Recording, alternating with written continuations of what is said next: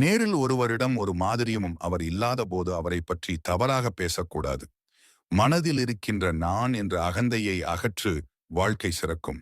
வாழ்க்கையில் துன்பங்களை கடந்து சென்ற பிறகுதான் மனது தெளிவாகும். மனம் அமைதியாக இருந்தால் தான் புத்தி தெளிவாக இருக்கும்.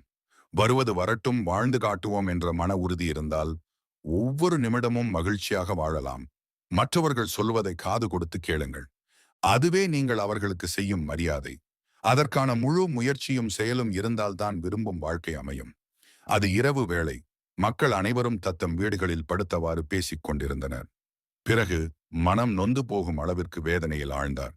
இப்படி வெறுத்து பேசியவர்கள்தான் இதே மன்னரை நேரிலே புகழ்ந்து பேசியவர்கள் என்பதை மன்னர் நினைத்து பார்த்தார். பின்னர் குழம்பிவிட்டார். அங்கிருந்த மூத்த துறவி ஒருவரிடம் சென்று, சுவாமி, நான் இந்த நாட்டுக்கே மன்னன் என்று உங்களுக்கு தெரியும். போரே வேண்டாம் என நினைத்தாலும் யாராவது பகைவர்கள் தோன்றிக் கொண்டே உள்ளனர்.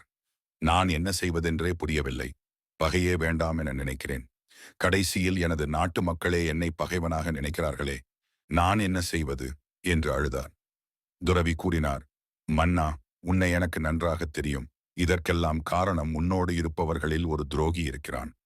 அவன்தான் உன்னை இந்த நிலைக்கு ஆளாக்கிவிட்டான். நாளை வா, நானே அவனை காட்டிக் கொடுக்கிறேன் என்று அனுப்பி வைத்தார். மன்னர் இரவெல்லாம் தூங்கவே இல்லை. தன்னோடிருந்த நண்பர்கள், மந்திரி மற்றும் பலர் உட்பட 15 பேர்களையும் அன்று இரவே கைது செய்தார். பொழுது விடிந்ததும் அந்த 15 பேரையும் மடாலயத்திற்கு சிப்பாய்களின் மூலம் அழைத்துச் சென்று துறவியிடம், சுவாமி, இதோ என்னோடு இருப்பவர்கள் இவர்கள்தான். இதில் யார் துரோகி என்று சொல்லுங்கள். அவனை இப்போதே சிரச்சேதம் செய்து விடுகிறேன் என்றார்.